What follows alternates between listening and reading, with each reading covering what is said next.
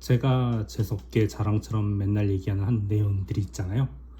4천만 DAU, 60만 동접, 120만 TPMC, 300기가 bps 트래픽, 2억대 펌웨어 다운로드, 1.76 페타바이트 머신러닝 밤 설계, DR을 액티브화해서 지오 밸런싱을 구성했다거나, 소프트뱅크 페퍼 공식 저서를 작성하고, 각종 블록체인 소스코드 분석 및 토큰 이코노미를 분석해주고, 요즘은 챗GPT 프로젝트를 3개나 했는데요. 혹자는 이렇게 생각하겠죠. 저거 구라 아냐? 저 정도 해본 인간이 왜 찌질하게 몇 명도 없는 유튜브나 하고 있어? 라고요. 저처럼 지지리도 운도 없고 영어도 못하면 이 정도 실력을 가지고 있어도 찌질하게 유튜브나 찍으면서 자기 잘난 맛에 보는 사람 없이 떠들기도 한답니다. 어디 엄청난 선구안을 가진 사람이 저를 안 좋아하려나요? 어디선가 저의 진짜 모습에 투자해 주실 분들을 기다리면서 홀로 방송을 해봅니다. 주변에 엄청난 분이 계시다면 제 영상을 꼭 보여주세요. 쓸데없는 말은 이 정도 하고요. 얼마 전 대규모 설계 경험자 모집이란 내용에 대한 썰을 푸는 영상을 좀 보았는데요. 이런 대규모 설계는 다른 설계와 뭐가 다르길래 대규모 처리 경험자와 비경험자가 나누게 되는 걸까요? 그 이전에 대규모라는 건 어떤 기준일 건가요? 제가 생각하는 대규모라고 접어드는 단계는 서버 한두 대 정도로 케어할 수 없는 규모의 처리를 이야기한다고 생각합니다. 예를 들어서 이런 게 있죠. 하루 4천만 유저가 들어오는 시스템의 가장 중요한 건 뭘까요? 제가 강조할 때 4천만 DAU를 말하면서 다른 서비스에서는 동시 60만 클릭을 다시 이야기합니다. 그냥 4천만으로 퉁치면 되는 거 아닌가요? 하루는 1440분입니다. 1분에 약 3만 명의 사용자, 초당 500명의 사용자라면 순간 동접으로 따지면 그렇게 크지 않아요. 즉 4천만 DAU일 때는 신경 써야 하는 건 인프라는 60만 동시 리퀘스트에서 신경 써야 하는 것, 그리고 120만 TPMC에서 체크해야 되는 것이 완전히 다르기 때문에 각각을 따로 이야기하는 것이죠. 4천만 DAU라는 것은 순간 트래픽보다는 일간 로그가 엄청나게 쌓이는 규모가 됩니다. 로그 분석을 RDB로 불가능한 수준이 되기 때문에 예전에는 매일 파일로 남긴 뒤에 비하에서 로드에서 분석을 했었죠. 때문에 리얼타임이 불가능했습니다. 하지만 요즘은 노에스QL이 있어서 리얼타임으로 집계가 되죠. 따라서 4천만 DAU 커버라는 말 속에는 그 많은 유저들의 성향 분석이나 로그 분석, 그리고 유저에 대한 CS가 가능한 백그라운드 데이터 처리 구조를 잘 짤 수 있습니다 라는 어필인 것이고요. 이걸 이렇게 해석하지 못한다면 면접관의 스킬 문제가 되는 거죠. 데이터 사이즈가 커지게 되면 여러 대의 서버가 각각의 데이터를 어싱크로 가져오게 됩니다. 때문에 RDBMS처럼 엮어버리면 데이터 브릴치가 나오는 타이밍이 생깁니다. 때문에 어떤 데이터를 어떤 타이밍에 로드를 해서 어디까지 보여졌을 때 화면에 뿌려져야 하는지, 데이터 양은 어느 정도 단위로 잘라서 로드해야 하는지 등을 생각하지 않으면 메모리 부족으로 터지게 되는 것이죠. 또 데이터 사이즈 문제가 있다 보니 IOPS에서 특히 리드에 특화된 디스크 I/O 성능을 이야기할 수 있어야 합니다. 그렇다면 동시 60만 리퀘스트는 어떻게 설계해야 할까요? 동시 60만 리퀘스트는 메이플스토리 일본 서비스에서 2005년에 매 점검이 끝나는 타이밍에 유저들이 연타해서 생기는 트래픽인데요. 지난 컨텐츠에서도 언급했지만 이 정도 되면 웹서버 이전에 그 앞에 L4에서 터져버립니다. 그런 곳에서 유식한 척 L7 같은 표현을 해버리면 바보가 되는 영역이죠.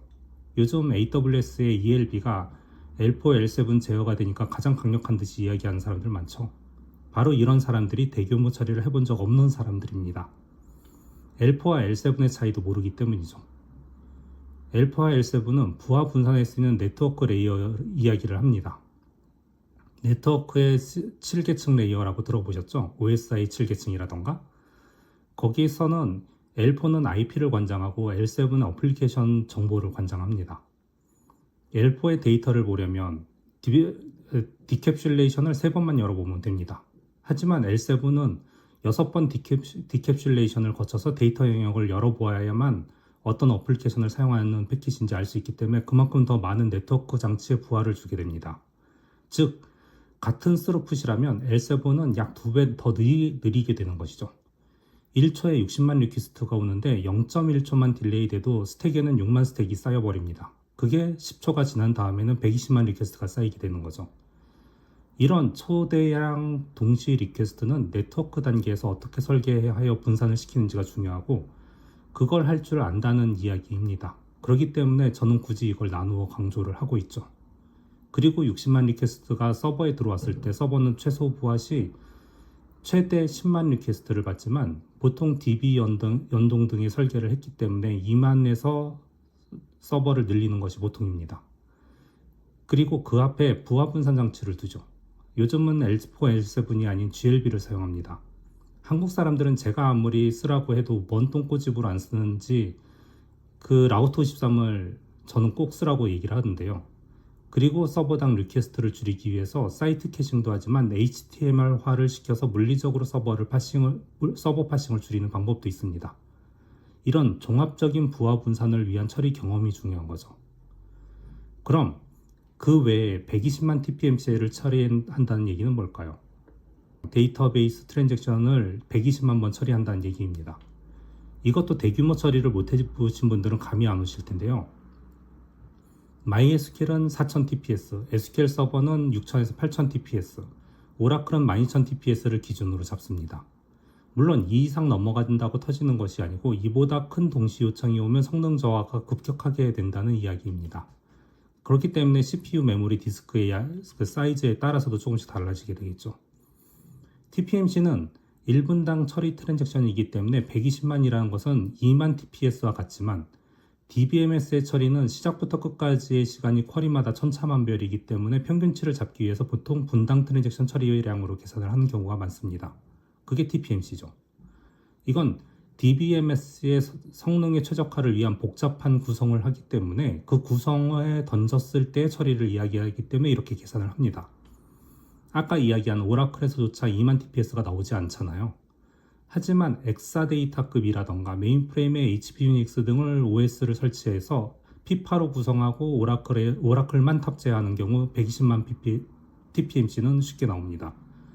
그 밖에 내부적으로 레플리카의 개수, 복구 플랜 최적화에 따른 부하 경감 정도, 그리고 디스크 I/O 최적화를 위한 어레이 구성 또는 레이드 구성, OS의 세세한 파라미터 조정 능력 등이 바로 저 숫자를 가능하게 하는 것이죠. 300GBps 트래픽이란 건 또 뭘까요? 아무리 대량으로 웹호출이 와도 300GBps는 쉽게 나오는 숫자가 아닙니다. 보통 웹페이지 로드할 때 평균 7초에 50KB 정도를 많이 사용하는데요. 이게 100만 명이 온다 해도 50GB에서 멈추죠. 100만 명이 동시 접속하는 서비스는 전 세계 몇 개나 있을까요? 그렇다면 300GBps는 어떻게 나올 수 있죠? 여러분들이 좋아하는 LOL의 한국 네트워크에서 패치 다운로드의 순간 요청 트래픽이 300GBps가 됩니다. 이걸 어떻게 유저에게 불편하지 않게 분산시켜 가장 가까운 노드에 다운로드할 수 있게 하느냐가 바로 이 경험이 되는 거죠. 요즘 클라우드 프론트에 설정만 하면 되긴 하지만 예전에는 여러 CDN 업체와 계약을 하고 프리로드를 걸어서 미리미리 준비해 놓지 않으면 저 동시 요청을 처리할 수 없었답니다.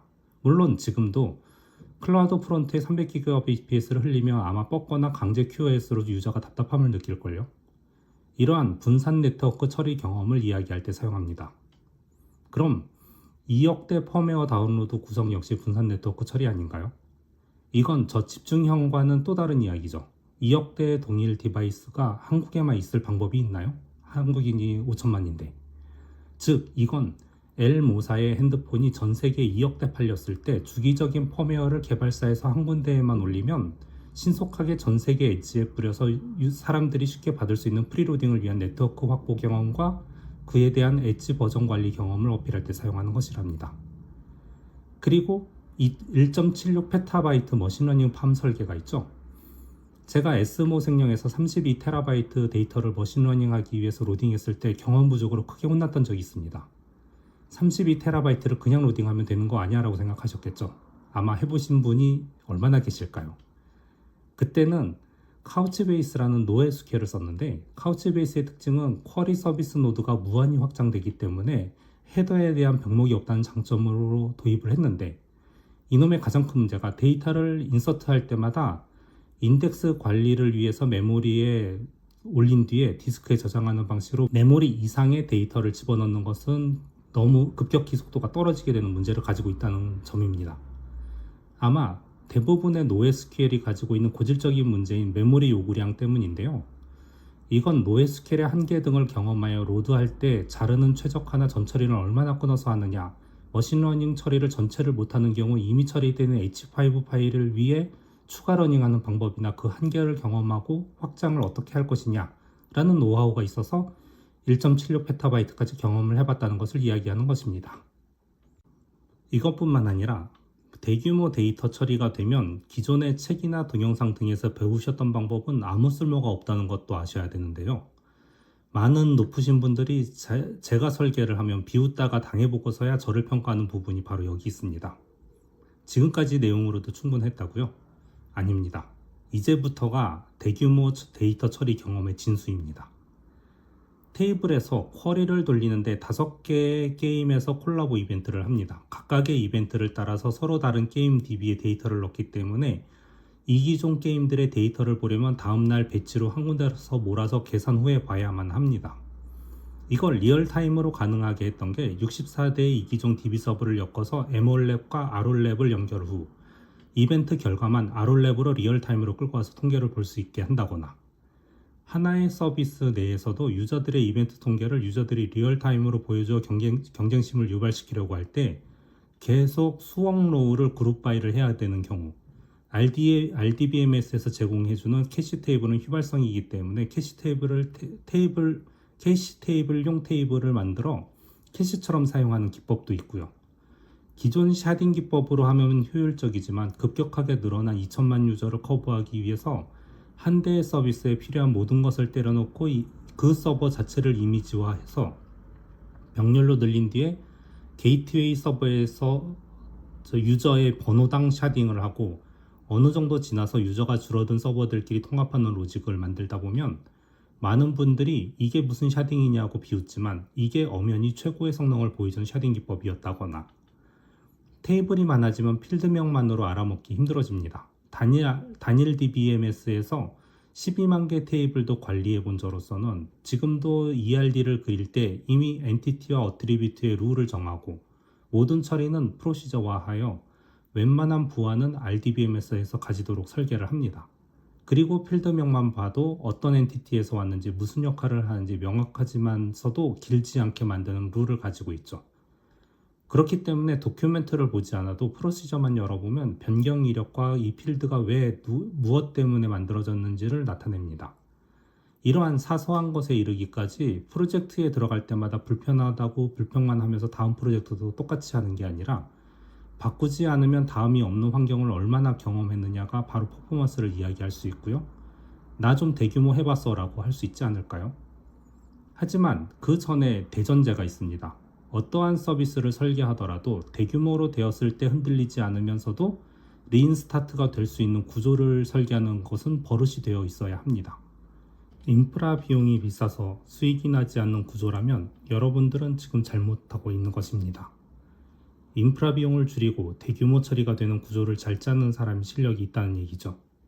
지금 하고 있는 감정인식 인공지능 모델 서비스조차도 제가 들어가고 나서 대규모 처리를 위한 부하 분산 구조를 추가하고도 개발사에서 제시한 비용의 3분의 1 정도로 구성을 해주었습니다.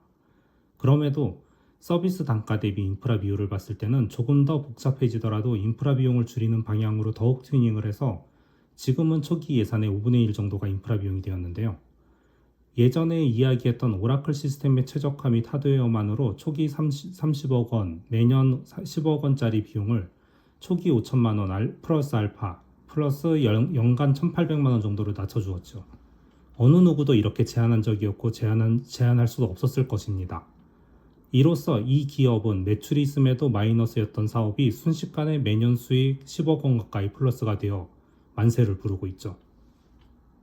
지금 아무리 사소한 프로젝트를 하고 있더라도 이렇게 하면 확장이 가능할까? 불필요한 비용이 지금 나가고 있지 않을까를 항상 생각하면서 같은 시스템이라도 다양하게 튜닝하고 재설계를 연습하신다면 그 경험의 수만큼 많은 능력을 가지실 수 있을 것입니다. 끝.